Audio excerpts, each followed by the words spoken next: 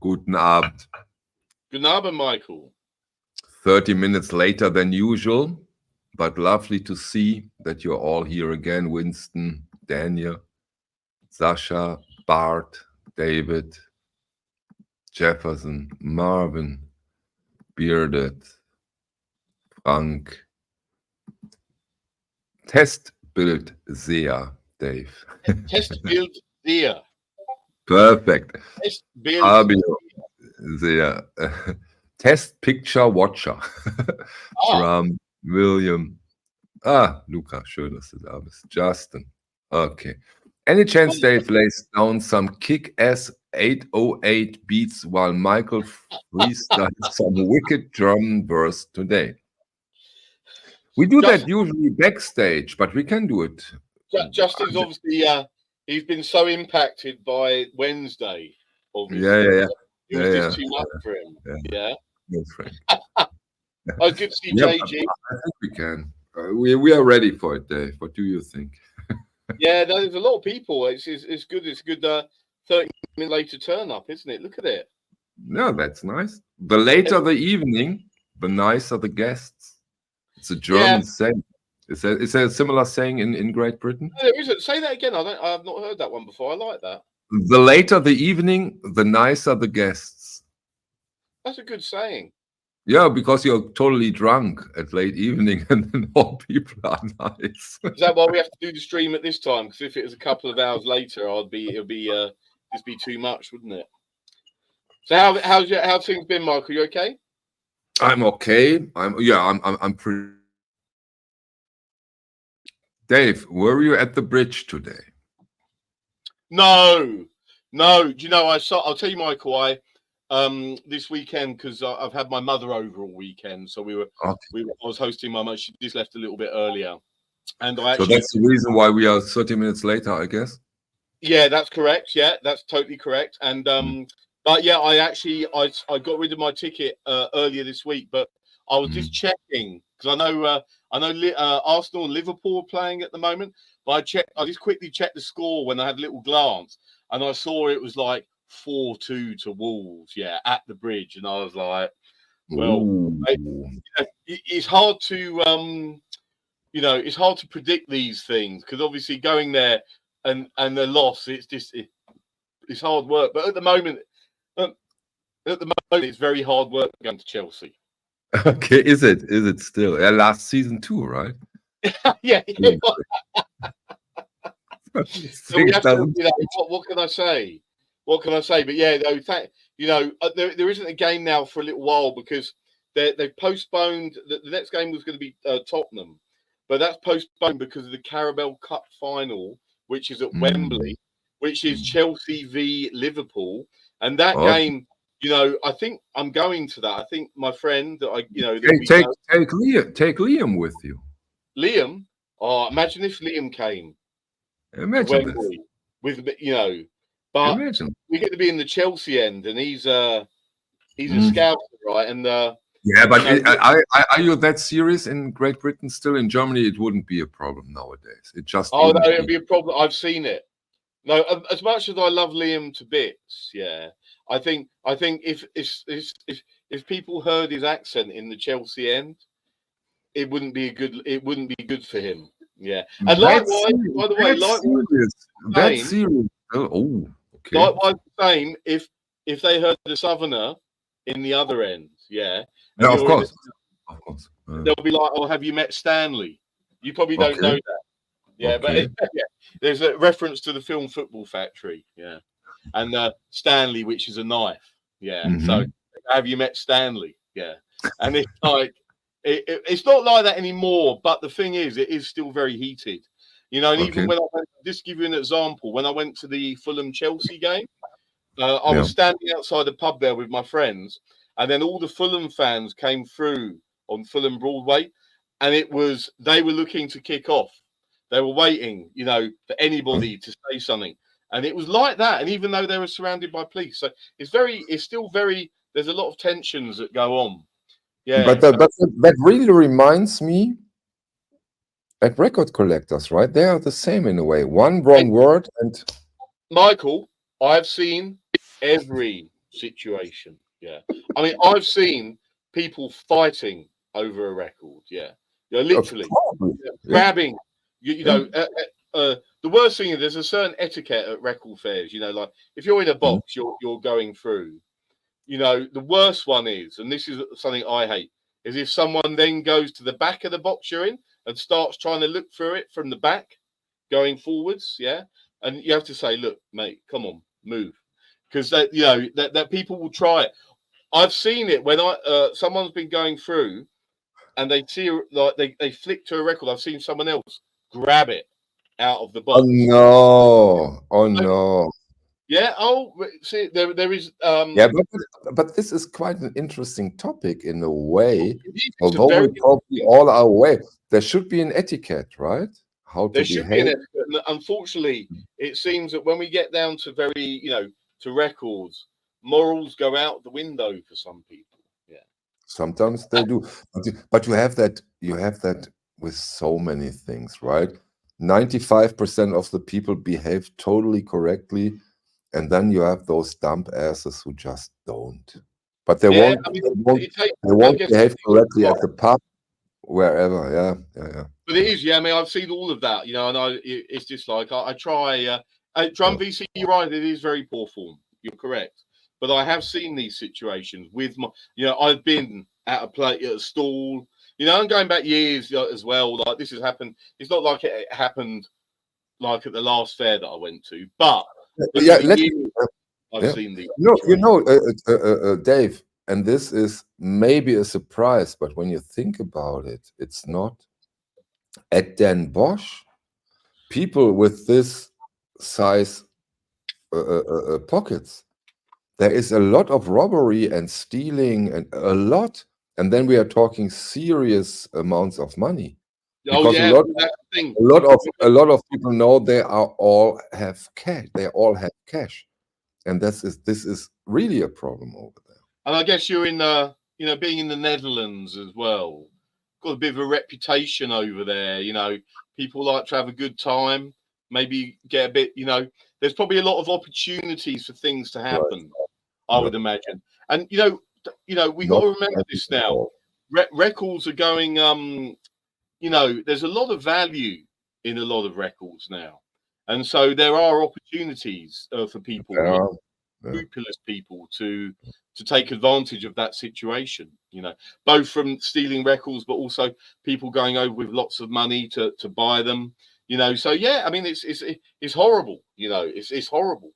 But hey, luckily we're within a group of individuals where we do have morals and we treat each other with respect. Yeah. Exactly, and we take Justin with us because he will freshen up his jiu-jitsu skills, so we are safe. That'd be so good, like Justin. Brilliant. Hey, Dave, brilliant. Do you have something related to records for us today? Yeah, I do. I was going to go. It's a bit of a random, all over the place this evening because I've been listening to some records earlier today. And I put a couple in the shop, and I was going to go and talk a bit about those. There was a label that I was going to look at that I dug out that I thought I'd talk about. So we got a few interesting things, and it literally we're going to be jumping around in styles as well, which Oh, that's good. That's great. I always like to do. So I'll tell you what I'll start with. These haven't gone in the shop, but there's a couple of things that I picked up this week, and I know that. We're starting with Beatles, yeah. We're starting with Abbey Road. Nice. And it's a particularly, I've seen quite a, I've got to say to everybody in the OBC, yeah, Abbey Road, when the OBC started, Abbey Road was the most requested album, yeah. Okay. It was the most wanted album, yeah. So I found that not Sgt. Pepper's, but at second place, I think it was Joy Division, right? Yeah, you're right. But it's just interesting. Abbey Road was the first, and there's a lot of Abbey Roads out there. Yeah, there's copies over in the UK. They turn up fairly regularly, but it's all about finding the ones. I like it when you find one that's really clean. Yes. Yeah. So I'm going to show you this one, and this is the reason I'm going to show it is because it's a really super nice example of it. Yeah, and these are not ones that are like this. Yeah. Are not easy to find. Yeah, so if you just have a look at this, you're going to see that this week, but just look at that disc. Yeah, it's totally clean. Yeah, no So mark. first pressing, right? Yeah, it is. It's the correct matrices. It's a first edition. Nice. It's got the corrected apple on the back of the sleeve. That those of you that are eagle eyes might have noticed that because the very first sleeve was a misaligned apple, but they corrected it quite quickly. But the important thing is it is the original first edition label where it doesn't have on the second side here. Yeah, yeah. In fact, Dr. Winston, you're right. It does look sort of to me like it's unplayed. So it says, at the bottom there, you can see it says the end. Now, it says the end, Her Majesty on the second one, but this is a proper first edition. Yeah. First edition. So, and the inner sleeve, the black inner sleeve, is that an original? Yes, this is an original black. And again, a very nice example of it as well. So look, these inner sleeves had a tendency to get very tatty along the top here. They're quite thin paper. Yeah, the black sleeve, and it's the same inner that they used for the White album, right? Okay. Same type, but this one is a very, very nice example. And that's, as I say to people, when you see an inner sleeve is always a good indicator of what you're going to find inside. And when you find a sleeve that's quite tatty along the top, that's been thumbed a lot. You know what I mean? It's been used a lot. So it's generally going to give you an idea. And as you can see, this one is really nice. And the disc side, so it gives you an idea about the amount of plays it's had. Yeah. So I thought that was lovely. I don't. Maybe you should show the jacket again. The condition. I'll mention. Now, there's two types of jackets. Yeah. Now, if you see down here, there's a drain. Yeah.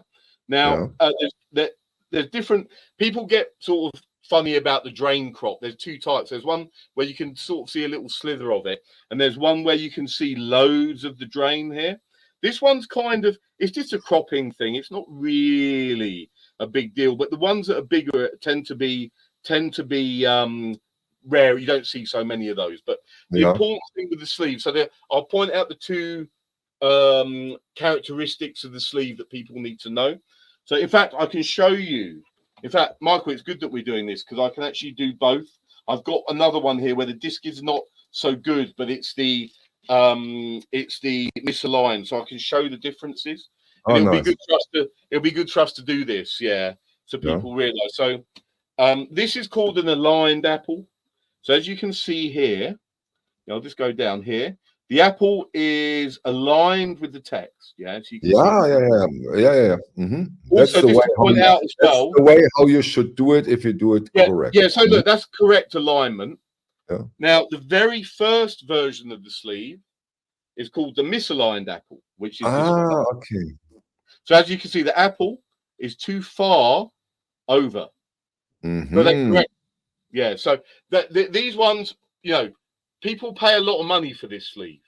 Yeah, this is the one where it's over, it's 700, 800, 900 euros. Yeah. Only the sleeve alone. No, with the disc, the whole package. Okay. Misaligned apple is kind of like the wanted, it's the very first version, but it's no difference to the disc sound. Okay, that would have been my question. So the disc is the same. Yeah, so it's kind of nice to look at them together so we can see. So look, there we are. Look, I'll just do that again. Make it big again. Yeah. Just so people can see the difference there. So on the left, the disaligned. The right is the aligned. Correct. Yeah, you see that. Yeah, there we go. Yeah. Now, I also just want to mention on the sleeve as well. There is a later one. By the way, So hey Joe, you're correct. So aligned apple -2 -1 matrix is correct. Yeah. So, but you can get. See, this is the thing where people go mad because this one as well is very, they did this, but they were making so many. They all kind of came out at the same time. So you can get this the aligned apple with earlier stampers and stuff. So it's not really it's not a big deal. Yeah, but it's a collector's thing, right? Collector's deal. Yeah, there's a bit of infamy around the misaligned apple. Yeah. How would you grade the misaligned apple version you have over there, Dave? Drum VC, I've not got round to those yet. To actually, I listened to the one that was super clean, which was the aligned, and it's beautiful, and you will see that this week. Yeah, the other one I need to, I got it because it was the sleeve really. So I'm gonna give that a go. There was a few marks on it. It's nice, but it's not that other one that I showed you was, spot on. But just another thing on this while we're doing this, I may as well. It's important to mention as well.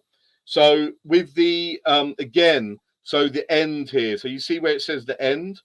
That there's a later sleeve where it also says Her Majesty afterwards. Yeah. So there's two versions. So again, these sleeves, yeah, I like. This version of the sleeve is super cool. The version that's misaligned is also super cool. But they're artwork differences, yeah, and with Abbey Road, because of the nature of the music, because there's a lot of quieter phrases. It's a very beautiful album. I'm not the. I'll tell you, all of you now, I'm not the biggest Beatles fan in the world by any stretch. Yeah, I like the Beatles; they're cool, but I'm not like a mad avid. I'm not a Beatles mental fan. But what I will say is that out of all the albums, Abbey Road's the one that I really connect with musically. I think it's brilliant. And it's Abbey Road, Rubber Soul, and Revolver, right? It's the most complete work. And Dave,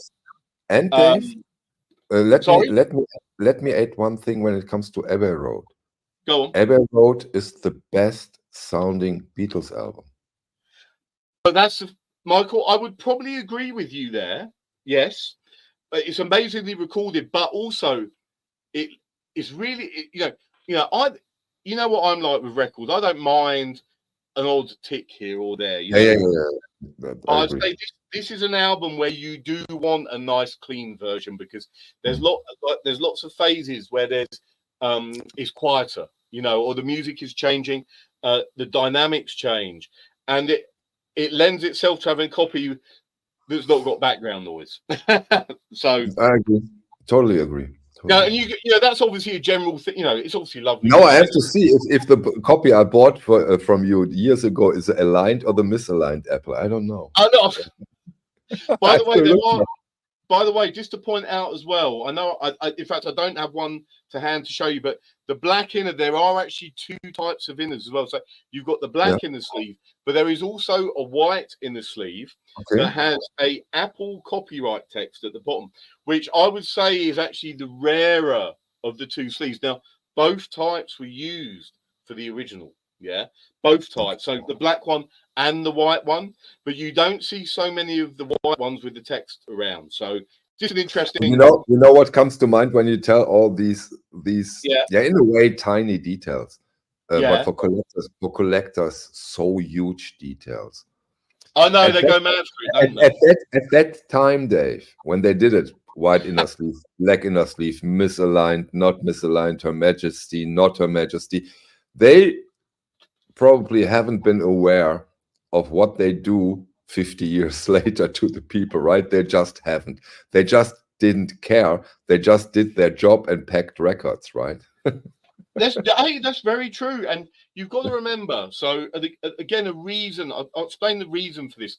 Albums like this, they made thousands, hundreds of thousands up front before in order to meet the demand on release. So, you don't get 100,000 of the same. You get 100,000 with differences throughout the first release of it. Exactly. Consider the time and consider this unbelievable workload for the people. They were probably running the presses 24/7 to make this. The printing, not just the vinyl presses, but the printing presses. And if you think, you'll see, you know, I can put versions of this next to each other, and you will see variations in color. You will see variations in crop. Yeah, they're different. Yeah, they're different. And that's just, here's a very interesting question from Hey Joe. Doesn't it also depend on how much of the building is shown in the top right corner? Yeah, so Hey Joe's referring, like I told you about this drain crop here. No. Yeah. So see this one. See how slim it is. In fact, we're gonna do this properly. Yeah. Let's do it. Yeah. So we'll have a look at these, and then you'll see the differences. I think it's In fact, I think I've got more. We should do more, because then we can really see. Here we go. Are you doing a Thomas now on us? Yeah, look, we got lots of Abbey. You know, it's become an Abbey Road session, hasn't it? But yeah, why not? I mean, why not? Hey.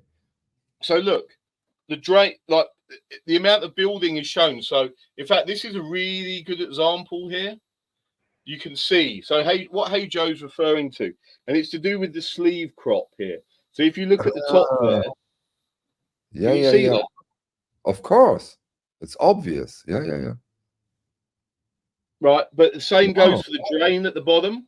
So I'll put these two together, and this is what people go mental about: the amount of drain you can see. And I've had one where you can see these ones. These are actually quite slim. I've got a version. In fact, I put one in the OBC where you can see about another 6-7 millimeters of the drain, and that's and they're counted as different styles, but different issues of the jacket. But yeah, Hey Joe's totally right. There's differences in amount of sky above. It's really, it's a bit crazy. So then, in a way, if you're a really, really, really deep first edition Beatles collector, you really need a lot of first Abbey Road pressings. Well, I think it's the sort of album that, like I said, I think the main thing is to find one that's clean, that has a low surface noise on it. Yes. A lovely. Well, I say unplayed, but you know what I mean. A copy that's been played once, twice, a few times, but has then been put away on the shelf. They're the sort of copies you want, and they could be problematic because finding copies like that. This was a heavily played album. Yeah. And they, as I say, they turn up a lot in the UK. But the problem is, it's finding those ones that haven't, that they've just sat, someone's bought them. And I always remember this album. My mother, when I was young, I remember when I was at, 5 or 6, looking through my mum's record collection. And I pulled this record out, and she had Abbey Road. And it was the only Beatles album that she had. And so it kind of, Abbey Road has a very special place, I think, as Beatles albums go. It's important. Yeah. So, Dave, okay. Come on, Dave. Why not? Let's get really, really deep. David Lawrence. What does the drain look like on the aligned versus misaligned? You play first. Let's go deep. I'll show you. So yeah, well look, and it's good because they are very different. Yeah. So if we go to the misaligned first, and this is something, and I'll tell you something. I have seen this, so I can confirm this on the misaligned Apple. This one, as we can see here, which is considered they say it's the first edition, but I'll tell you something. There's both versions that came out on day one for sure, right? They realized they made a mistake, and they started doing them, and they all came out at the same time. All right, they would have released over probably in the UK alone a few 100,000 copies of this album. Right now, if you look at the drain on the misaligned, it's very slim. Yeah. Very slim. And this is always the kind when it comes to the misaligned. So now I've seen quite a lot, which I have. They're all slim. Whereas the one that's aligned, the crop is different. Yeah, so the aligned Apple, there's more drain showing. You can actually see the actual drain element there. And there was, if you refer to the OBC shop, and if you look up, so it's already gone. But I put one with I actually said, if you look up large drain crop, you'll see an example of the sleeve where you can see a load of drain, and that was an aligned apple. So the early ones are cropped slim. This one, you know, the aligned apple is cropped bigger. There we go, and that's definite. Maybe I have a reason why the misaligned is so looked after, because when you have a misaligned, correct me if I'm wrong, when you have a misaligned, you can be sure it's a proper first. Yeah, you're right, and the misaligned as well. I mean, I saw there was like they sell for a lot. You know, I saw one go recently. You know, on eBay. I think it was like 900, something like that. And the thing that there is something fascinating about the apple that's not in line, and that, you know, the thing is, we know what all our, you know, like ourselves, what we're all like with these things. We want that one that's sort of seen as the very, you know, the one that was wrong, because they changed it to make it right. And we want the one we can get out of the shelf and say, come on, I show you some cool. You know what? You know what this is? when the mother of your wife comes to visit you, you say, come on, come here. I have something. I have something splendid. Splendid, yes, splendid. Hey, look, we've already gone so deep on Abbey Road. Hey, I mean, look, this has been this has got to be named the Abbey Road session. You know. By the way, where my flat is in town, I'm actually only under 10 minutes walk from Abbey Road. I actually want to do a little pilgrimage there and walk across. You know, I've never done it, Michael. I've never walked across that zebra crossing on Abbey Road. No, I've never done it, and I'm going to do it. Actually, we do it together. We do it together when we come to, and we make a live. We'll make a live stream when we go over. They will do that. Yeah, that's a great idea. We do that. I'm with the gin tonic, and you're with the beer. Oh, right, look, so Captain Phoenix Corner, the big drain, that went my way. Yeah, so Captain, that is, you know, it's the first matrix, right? They're all, you know, I always look at the matrices, yeah. They're all first editions, yeah. And in fact, hey Joe, we will go to the drain. Me and Michael will go to the drain and we'll take photos of it. Of course. We'll look at it and then we'll work it out. Yeah. But people go. I'll tell you something. People go mental over those little adjustments that they did, and you know the printer. Yeah, I agree. It probably is Jefferson, but hey, no risk, no fun, right? It's risky. But yeah, I mean, but you know, we got to say though, just to finish off on Abbey Road. I mean, it's one of the most iconic album covers ever. Of course, no doubt. And that's probably why I think it's important to say. Saying that it's one of the most important and iconic album covers is the reason why we give it this level of attention. You know, I mean, this is an absolute piece of art. You know, and all those rumors and interpretations. Why Paul is barefoot and is he dead? And it's very, you know, as album covers go, it's in the top 10 easily. And me, Jefferson, and me, I'm not. Okay. But we might have, Michael, shall I see if I can call the council and ask them to close the road for us while we do our little bit of research? Yeah, we can go. I'll speak to the council and I'll say, look, we need it just for an hour so we can go and do measurement. Just mention it's for the OBC and they will do it. Look, I'm even sitting here now. I'm sitting here now while you're doing this. I'm looking down and I'm starting to look at the drains and going, that looks different to me. We got to get off this subject now. Let's stop it. Let's stop it. We've done half an hour on Abbey Road. Yeah. And I love it. Because, you know, now we have covered it. Everybody who wants to really knows where to. Yeah, it's true. It's true. You need to know. I mean, you know, I'll say, you know, Abbey Road, although there's those with important details, it still is one of the most important Beatles albums, you know. So hey, it's best to do that one before we start looking. And obviously, Michael, we are going to do at some point some crazy Beatles stream, right? So We will. you Oh, know. another Dave. Sorry, we don't get off topic now because I like No, that question. let's do it. Come on, let's keep going. Yeah. The W Beetle, the VW Beetle, let's look at it. Come on. not deliberate, right? This is, of course, on purpose. Of course, this is not a coincidence. It's nice, isn't it? As well, that's beautiful. It is. It is. Do you know, Michael? I wonder where that car is now. You know, we could look it up by the number plate because I bet that car is so valuable. Yeah, and you told me you will put it up at the OBC, won't you? Look, oh yeah, no, I've got it in my car collection just down the road. Yeah, so I will. You'll see on the OBC shop soon. This VW Beetle original, same number plate, come up for sale. Yeah, but look at that. It's just brilliant. It's just brilliant. It is. You can't. And no coincidence at all. I'm so sure. I'm so sure. I mean, that would have been set. I mean, it looks very natural, but obviously with everything there, it was all set, you know. Yeah, and I know this area really well because it's Maida Vale, which is just over the road. Yeah, for me. The only thing I truly doubt is the weather.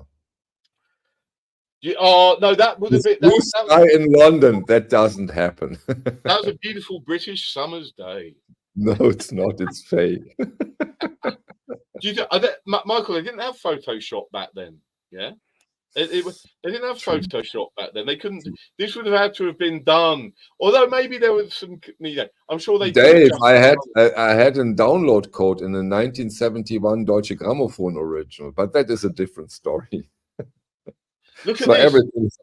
Look at Justin. I love Justin. I've got to say, the stuff after the album came out, the number plate was stolen repeatedly. In 19, the car was sold at an auction, so that's not expensive.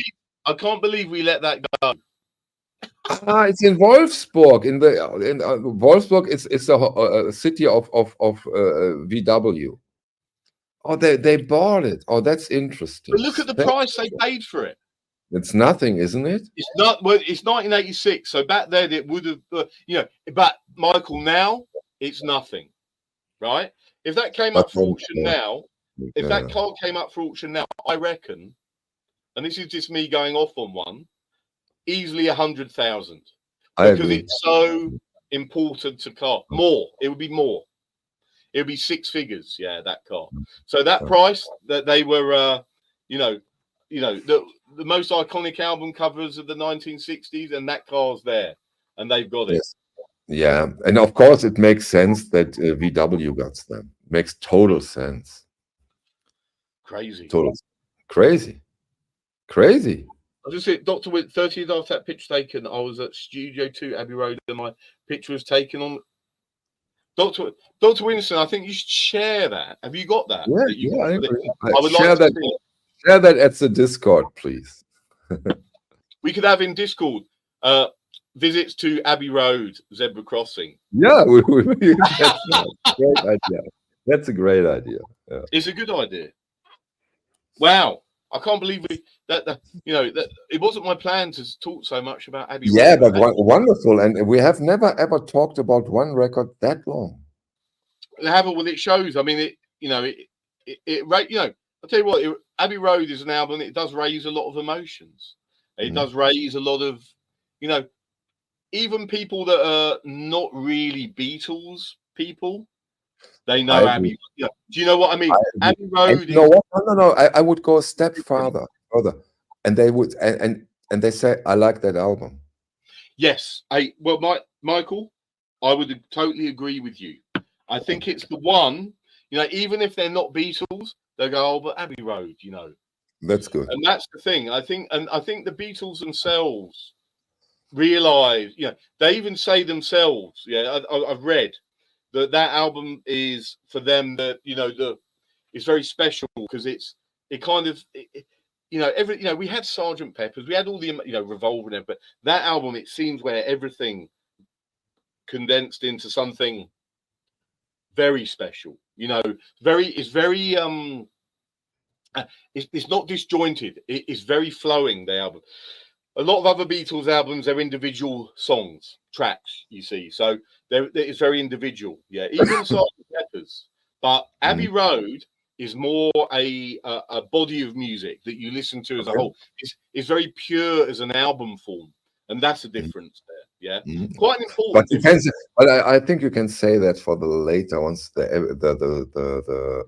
White Album. Yeah, well, and Sgt. Pepper's. Yeah, I get your point. I get your point. You know, there's more of a theme going on, but I think that's where it was most vividly realised with Abbey Road. So, yeah. Is it mostly a Paul album? Paul album.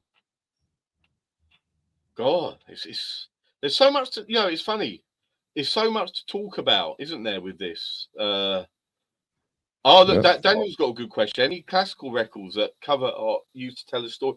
You know, Daniel, I want to do, you know, part of my lineup tonight, although we've done loads of Abbey Road, I was going to do a little bit of classical and also a little bit of electronic. So it's really showing the broad spectrum. But I will look at that because there are, you know, I collected classical records. I've collected classical records for over 30 years, and there's certain albums that they link to various artists, impressionists, that type of thing, and the art, you know, particularly when you look at the French school, there was very much intertwining with Les Six, Jean Cocteau, artists like that, Picasso. They were very much of this scene, and the music was part of it as well. And I'll do it, Daniel. I will do something on that because I do have some examples, of where I can show where music was becoming intertwined with the art scene as well. And I find that very, very interesting, you know. And look, album covers. Hey, we love music, but we also love album covers, and there's lots of connections here with this. So we'll definitely do that. Yeah, splendid.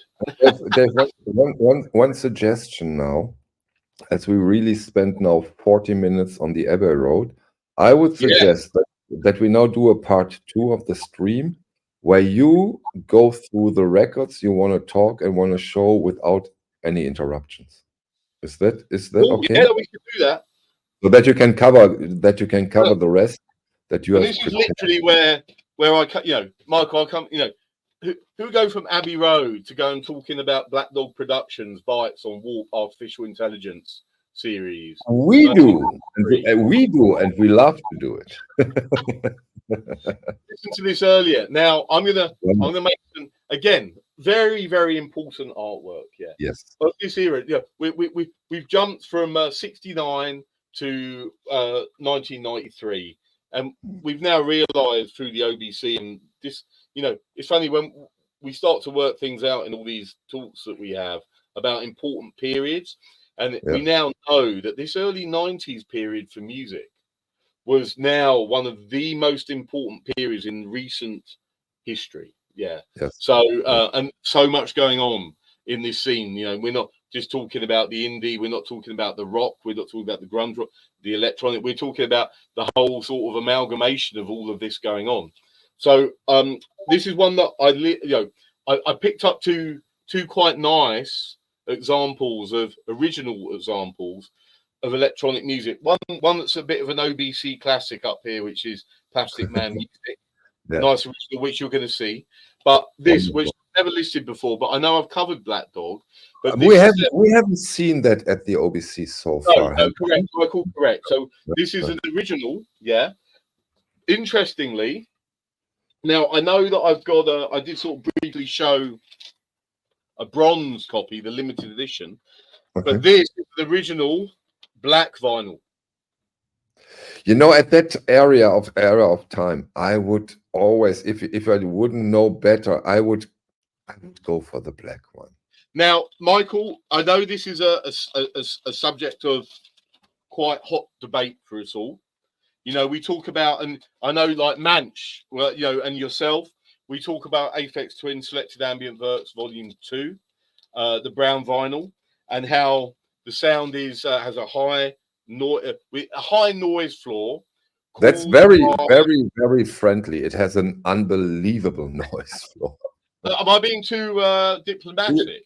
A little bit too deep because it's difficult to listen to. Now, I'm going to A to B. Now, I listened to this earlier.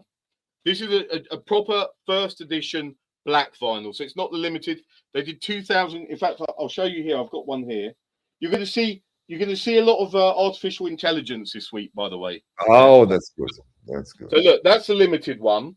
They made 2,000 copies of the limited one on bronze. Yeah. So what would you say? We don't. It's not like with the Aphex Twin, right? It's listenable. It's good. Or is it a problem? No, it is. But I'm gonna do a little test, A to B test. Yeah. I only listen to the but this. I just want to do my statement on this album. Yeah. Sure. Sorry. I don't say these things lightly, but I reckon out of all the electronic, so I would probably put Selected Ambient Works Volume 1 at number 1. I put this at number 2. Okay. It is so important, this album. In terms of British electronic music, it cannot be understated how important this album is. It is right up there, yeah. And I'm amazed, it's so good that Walt was so on the game with doing this and selecting these artists and putting their music out at this time, yeah. So I will put that, I'm putting that right at the top, yeah. So good. And now I listened to the black vinyl and it sounded great. I listened to the whole album a bit earlier today, and I was like, "Yep, there we go. It's great." But I will A to B it with the bronze version, and I'll give some feedback on that of my own opinion on the sound, because I know the thing is, when we get to these early 90s pressings of these, they would not be the best. This one, just to point out, it does have a couple of little pressing dimples on it. But I've seen that, I've got a pile of artificial intelligence next to me here. They're all the same. They've all got, it's that early 90s vinyl thing, yeah. And obviously, the Walt were using a pressing plant where it was a bit like that. It comes with the territory. But I'll say sonically, sound-wise, it's great. And, I was listening to this and it was blowing my mind earlier. It's so good, that album, yeah. It's an absolute, and just if go and have a little look on Discogs and read what people say about it. They say one of the best electronic albums of the last 30 years. Yeah, there's not much doubt. There's not much doubt about that part. Yeah, it's very difficult. I mean, they were so on their game. Yeah, but I'm quite interested in this. Colored vinyl versus black. Now, another album I listened to, now I know I showed these the other week very briefly, but I had to listen to this today again, the whole album. So it's the Stereo Lab, yeah. Now, this is on, I mean, and I've put pictures up, but it's on, it's got silver and gold glitter in translucent yellow vinyl. Now, you look at this and you think, how's that going to sound? Yeah. Now, I put this on. Yeah. I've got to say, no issues whatsoever. Oh, that's good. That's good. Brilliant.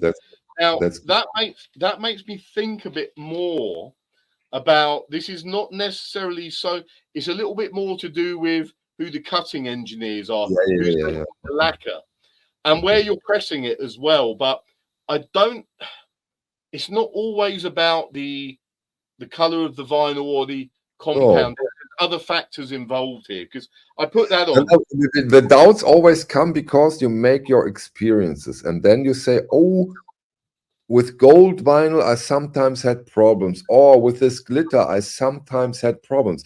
But you also have versions where you don't have a problem at all, of course. Yeah, no, it's true. But see, then we go back and look at that Aphex Twin Ambient Works 2 of the brown, and I've got to say, I mean, I've got that. Yeah, I listened to it, and I've got to say it does have high noise. Yeah, and you just think, but I think there's other factors. I think it's compound combined with not, potentially not being cut so good. Yeah, there is something really seriously wrong. It's not because it's brown. That's not because they did something seriously wrong with this. Is what I'm saying. Yeah. That's what I'm saying.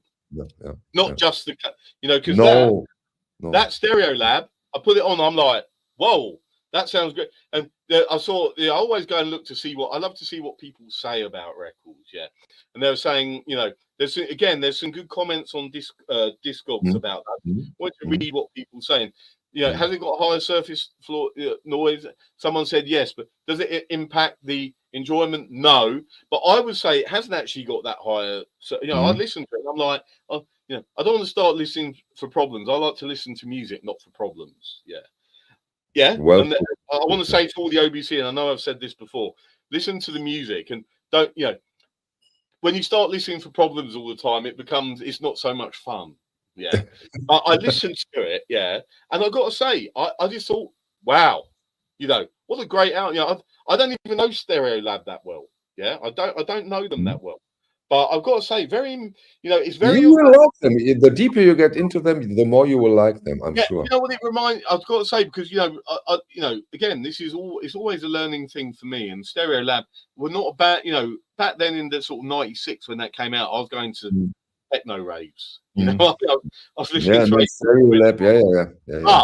I'll listen back to that, and like I listened like Cocteau Twins, it reminds me it's that ethereal style pop with a mixture of analog synth and slightly 60s, but a lovely sound, very interesting, very experimental, and I get it, and I really enjoyed it, so it was good fun listening to it. But that disc, people would look at it and think, oh look, glittering vinyl, that's going to be a disaster. It's not, and there we go. All right. So we've done Stereo Lab. We're gonna just go. Look, this is. I love doing this. Now we're gonna look at Maria Callas. The Callas Carmen. Okay. So very special. Now the reason I wanted to, this is very rare. So HMV in the 60s, they did a very, the Callas Carmen is legendary. The Maria Callas version of Beatles Carmen, Now they did a normal version of it. It's on what's called the Angel series. It's like I'll show you the label. It's like a black and gold label. Although I'm going a little bit off here because this one isn't quite right, because normally you have a white dog. But what they did for the Callas Carmen is that they did a very special box set for it. So a limited box, where the dog is red. They did, and this is the only Angel series HMV box set where the amount of money they must have spent on this is unreal.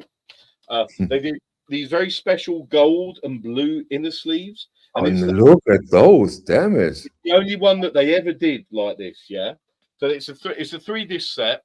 This version of Carmen is like the reference recording, you don't get better.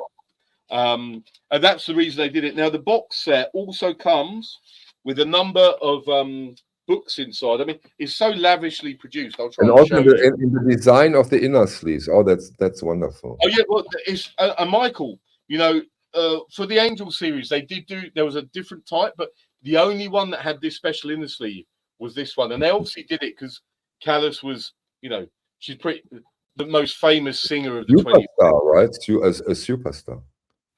And they did all these luxury books inside, with all the pictures of her and everything. She was an icon, of the time. And I love this set. And when did this set came out, Dave? This would have been about 63. Hold on, we're testing me now, yeah. Let's test you.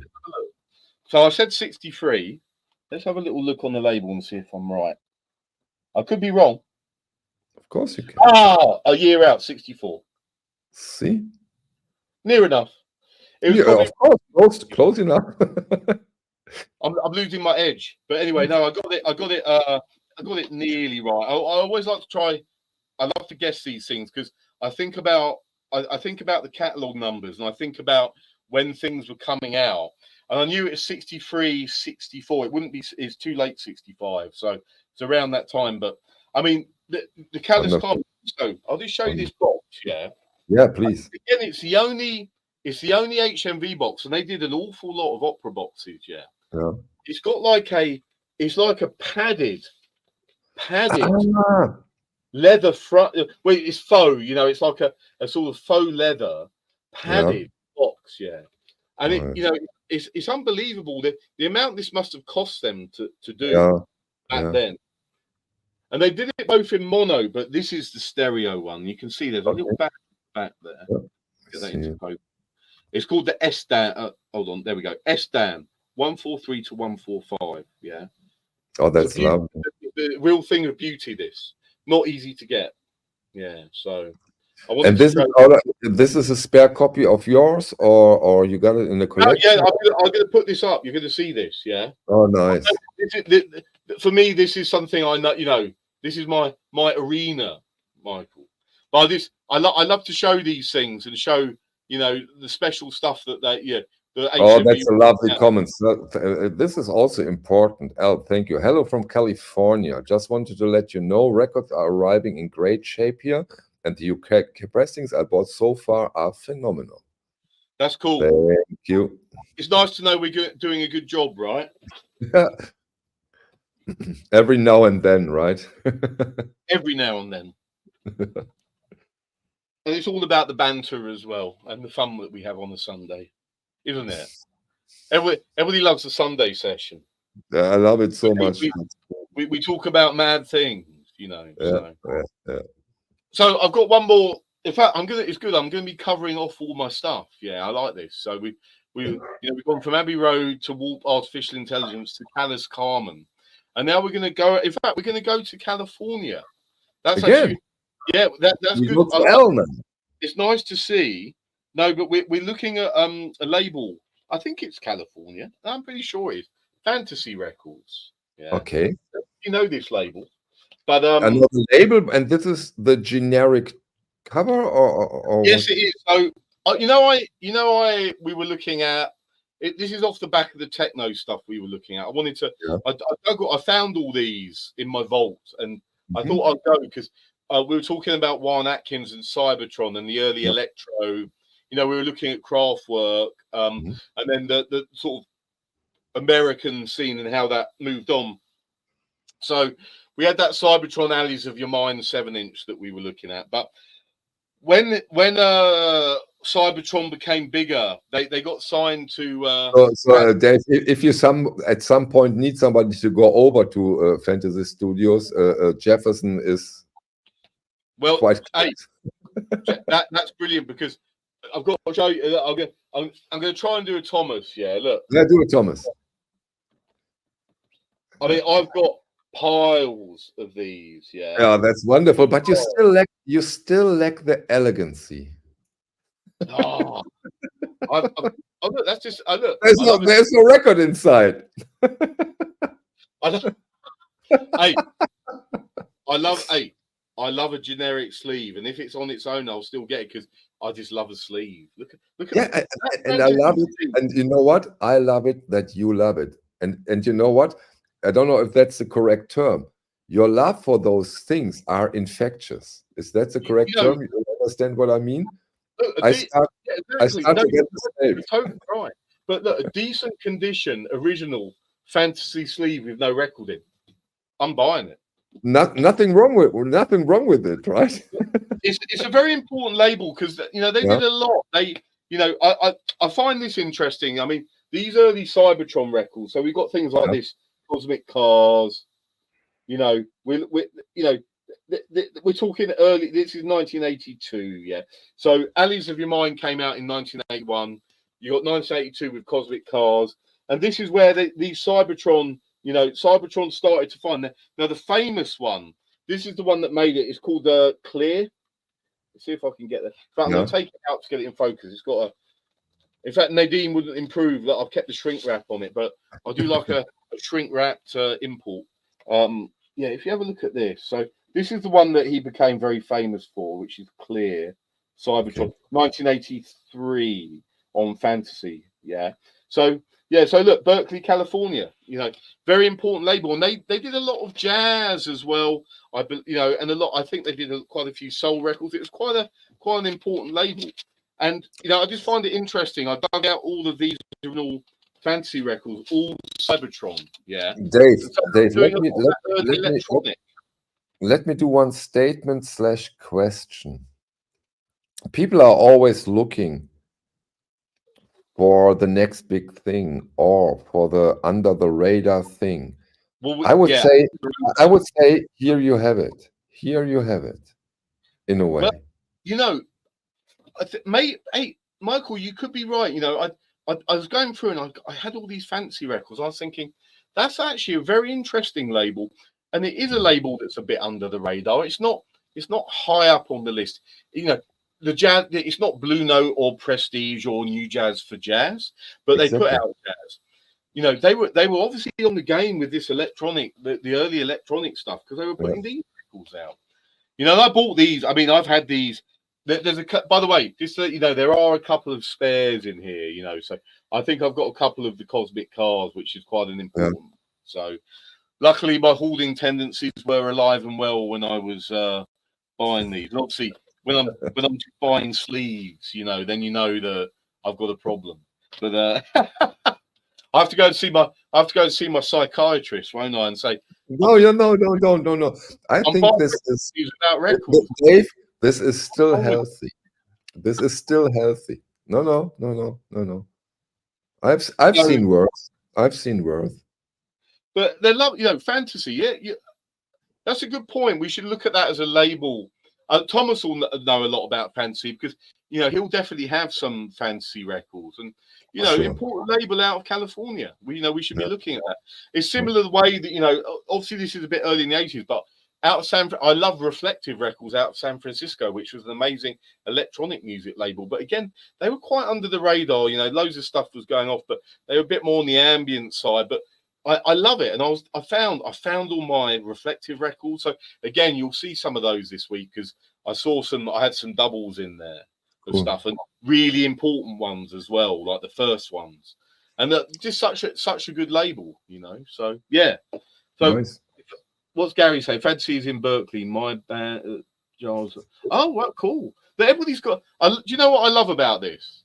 Everybody's got. I love it. Everybody's got something to say, to do with it that helps broaden the picture, broaden the story, and tell what these things are about. Really, really interesting. Yeah. Really interesting. Yeah, and something really, really interesting is coming up on Wednesday, right? When we do our library record session. Yeah. Yeah, I can't wait for that one.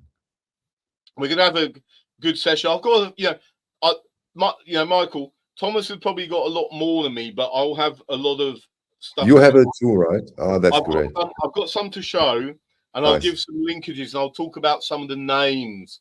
I know a lot about it. I mean, it's a real, the whole library thing's been a real sort of collector's scene. There's a whole scene. And I think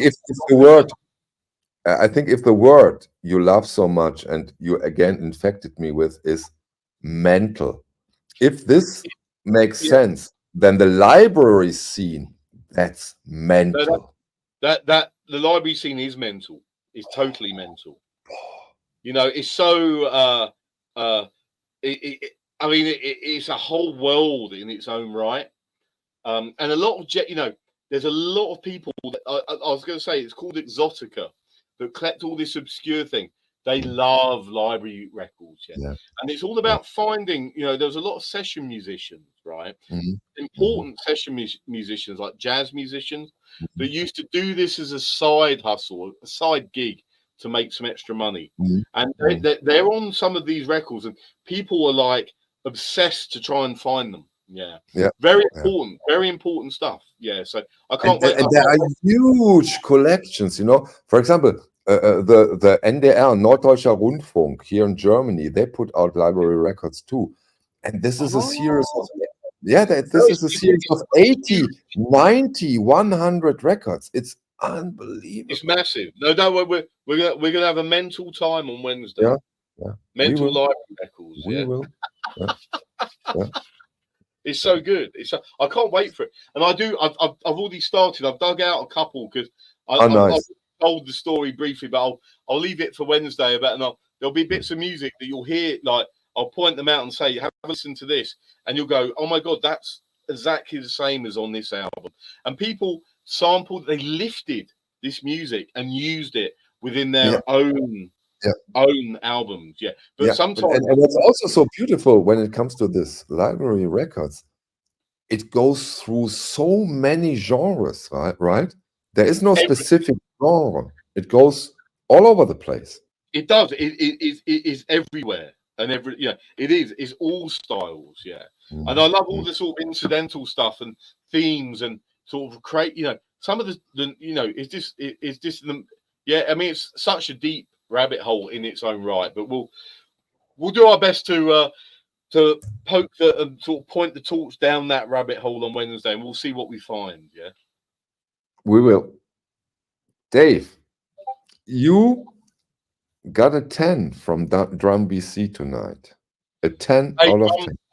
I always love you. Thank you so much. Yeah. Cheers. It was wonderful. Thank you. We see us on Wednesday, I hope. I look forward to it. Enjoy your Sunday evening, everyone. Yeah. Love to see you. In the US, it's lunchtime.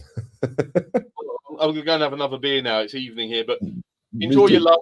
Enjoy your relaxed Sunday, whatever time it is, or Monday morning. I agree.